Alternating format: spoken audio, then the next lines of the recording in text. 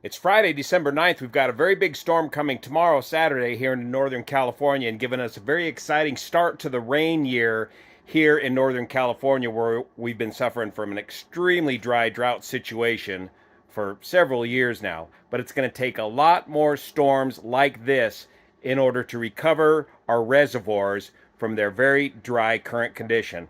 Let's go inside and see what's going on.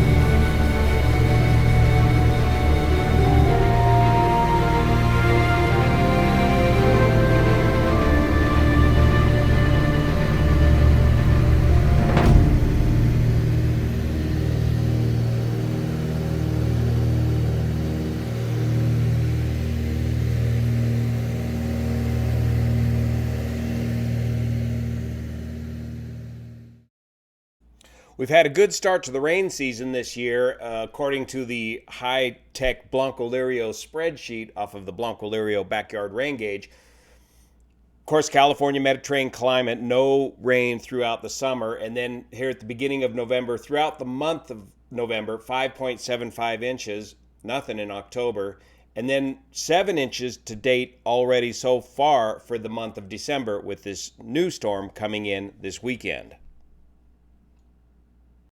But here we can see from the CDEC, or California Data Exchange Center, that all of our reservoirs here in northern and central California are well below even historical average. So the current level is shown in blue, the historical average, the green line, and we are low, low, low. It's going to take a lot of water to refill these reservoirs. Only here locally, Bullard's Bar is at or near its historical average. Here's a recent flight over Oroville Reservoir in the Husky just a couple weeks ago, where the reservoir had bottomed out at its lowest elevation, about 658 feet. Just enough water to continue to keep the Hyatt power plant in operation. Remember, the top of the emergency spillway here at Oroville is 900 feet. So 7 to 8, 8 to 9, 250 some odd feet to go before they fill up this reservoir. Of course, we're in flood season now, so we'll explain more about that in a moment.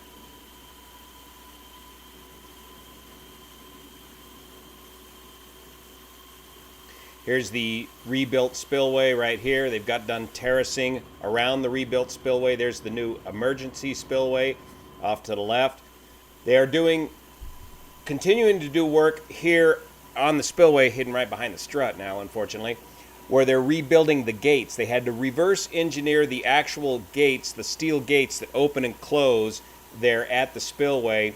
So they tore out one old gate, got all the dimensions, rebuilt it, and then they're going ahead and rebuilding all of those gates.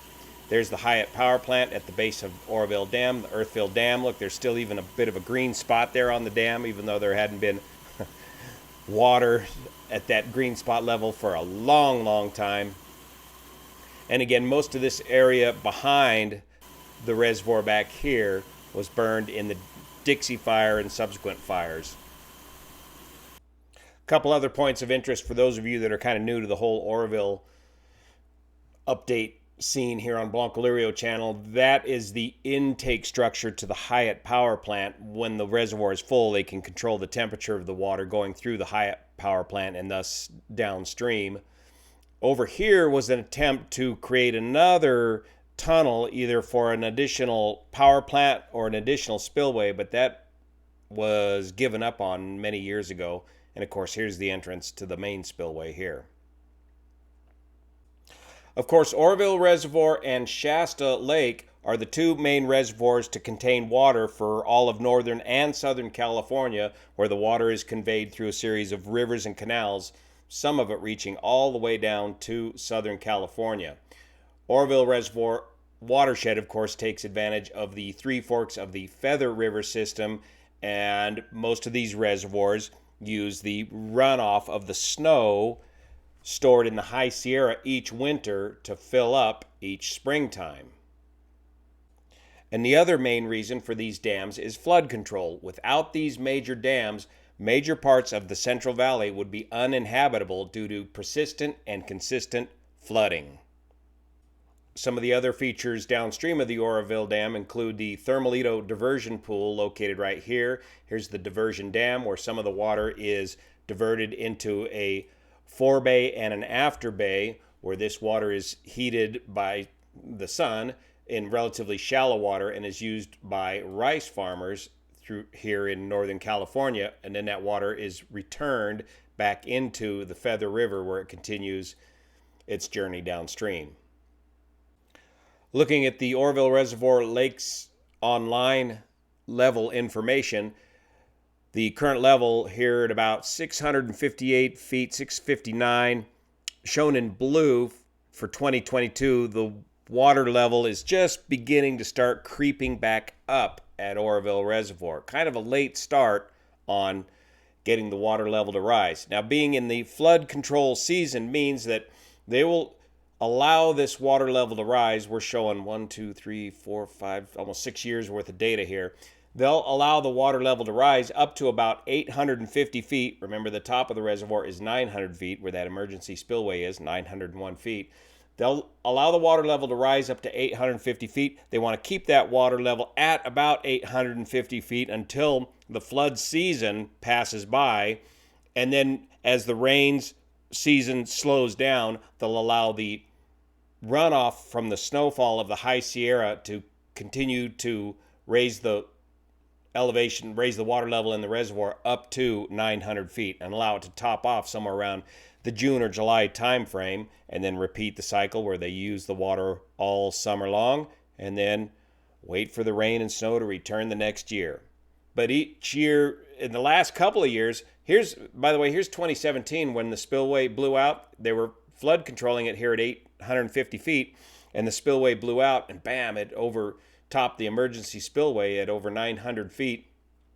And then they were kind of able to emergency control it back down to 850 feet and then rebuild the spillway in between the two flood years, an amazing engineering feat covered on this channel.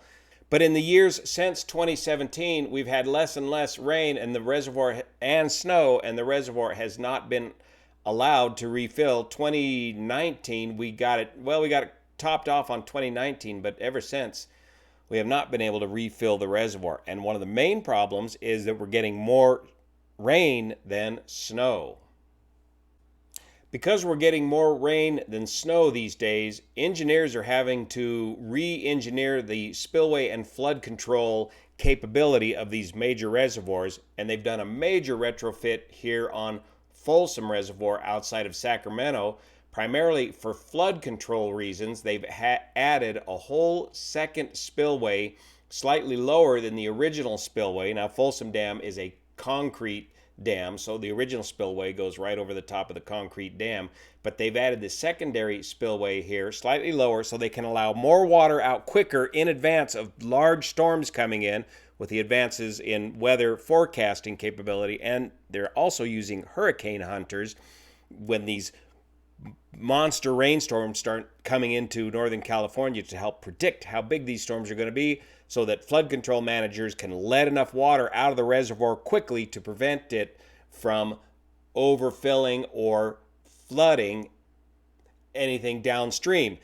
If you can let more water out sooner, you don't have to let out a whole ton of water all at once and potentially flood folks downstream from your extreme water runoff from your old spillway.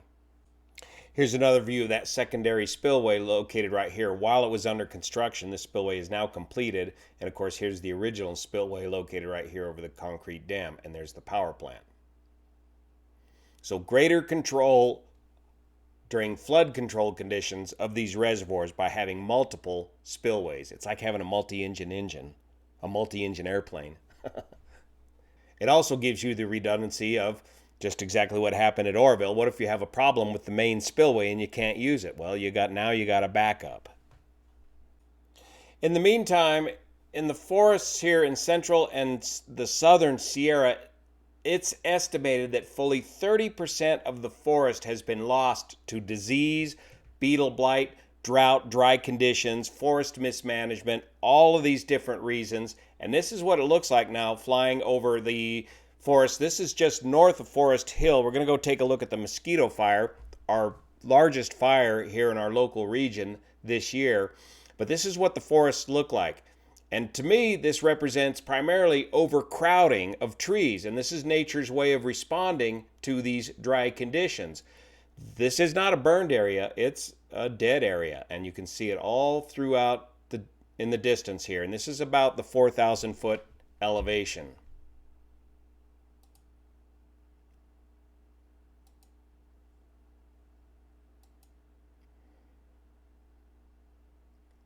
Too many trees too close together.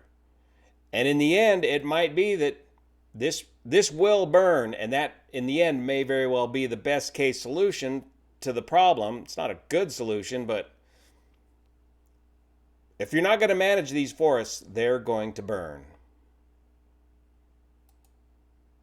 And let's go look at this Mosquito fire that happened just a few miles south of this point.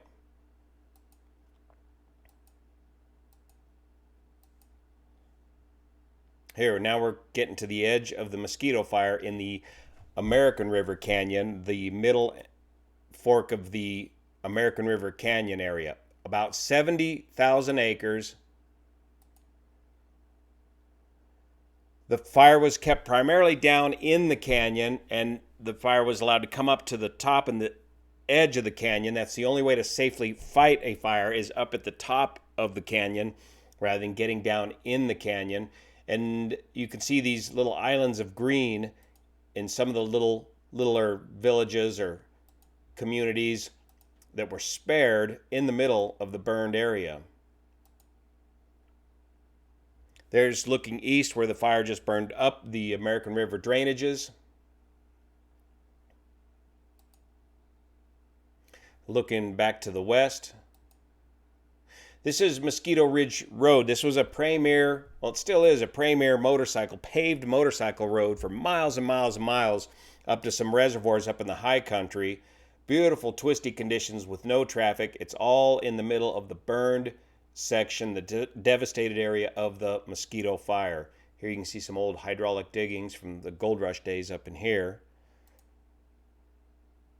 There's the bridge over the American River. I think that's the middle fork.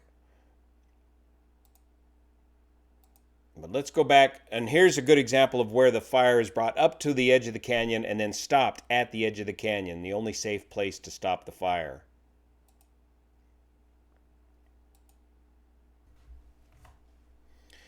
The Mosquito fire was started by, once again, another PG&E power pole shorting out for some reason right down here at the Oxbow portion of the American River and caught this little ridge on fire right here. S2 air tankers from the Grass Valley Air Attack Base, located just some 10-15 miles away, were able to get down in this canyon and make a couple of initial drops. This lit off very late in the day, so they were able to get a couple drops off before sunset, but the fire crept around those retardant drops and escaped on up this canyon, and it was off to the rodeo 70,000+ acres later.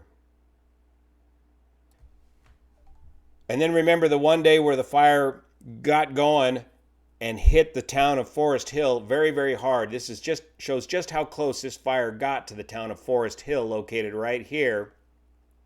But only through an unprecedented aerial attack of hundreds of thousands of gallons of retardant that were laid down right on the edge of Forest Hill here was this fire prevented from going into and destroying the town.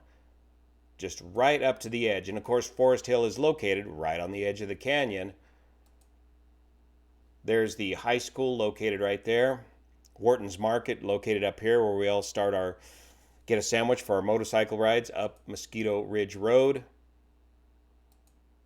Just very, very close call for the town of Forest Hill.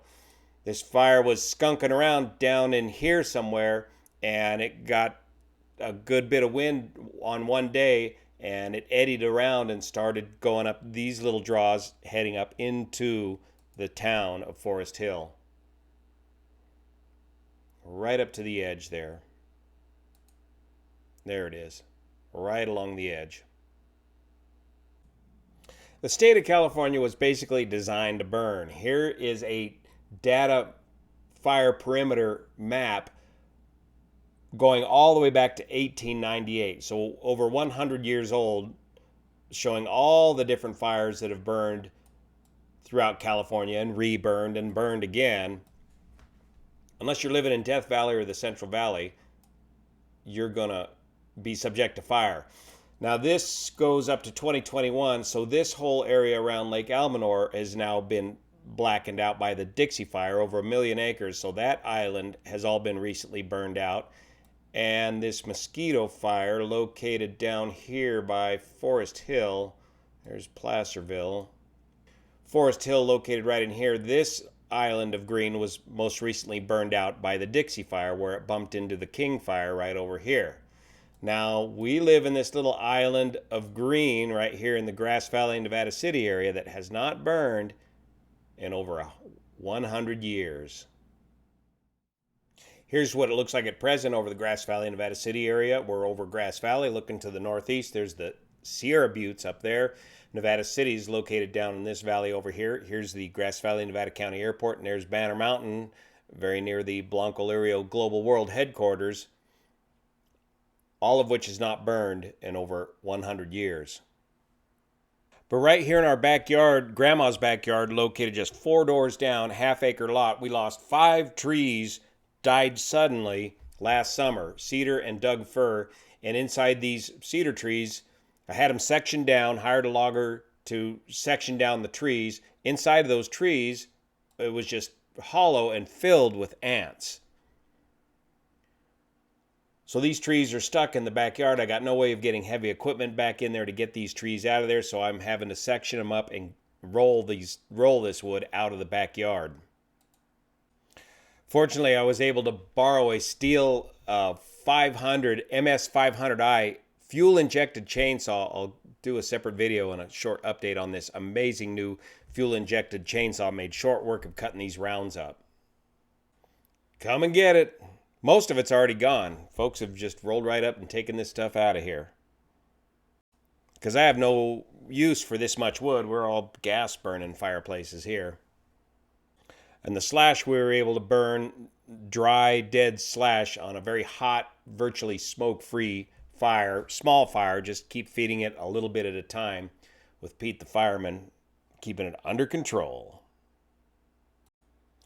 Now that I got the cedars out of there, I think I'd like to try and Alaska mill some of these Doug fir. I've got 3 or 4, 5 sections of huge Doug fir that I'd like to mill up for timbers and have our local Nevada County narrow gauge railroad use them for the rebuild of some historic boxcars.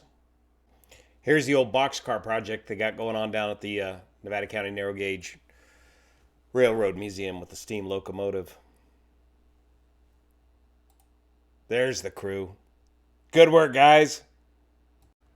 My neighbor, who's got 100 acres right near the airport, has got himself a $125,000 curtain burner and is burning all the slash and down trees on his property, cleaning up his property faster, more efficiently, and probably cleaner than chipping it all up. I'll do a separate update on this curtain burner. Amazing piece of equipment. And then finally, in another personal drought-related piece of news, she's back. Remember Morning Mist, the 1980 Catalina 22 sailboat that spent so much time in my backyard, and we enjoyed sailing here on the Scotts Flat Reservoir? Well, I'd sold it a couple of years ago, but the gal I sold it to had it in Sonoma Lake, and that lake is basically dried up and unable to use the sailboat. She'd done some nice upgrades to the Morning Mist, so I went ahead and bought it back from her. So when I went down to pick the boat back up there at Lake Sonoma. This is what the status of the marina looked like. The lake is drying up. The marina's moved into the middle of the channel there, and there's very little lake left to go sailing on. The water's just getting lower and lower and lower. I was concerned about being able to get down this low on the boat ramp as it goes all the way into the dirt and get it out with the truck, but she got fetched right out of the water, no problem. So I got new pilot Zach Moultrie doing his magic on detailing and bringing the Morning Mist back to her former glory.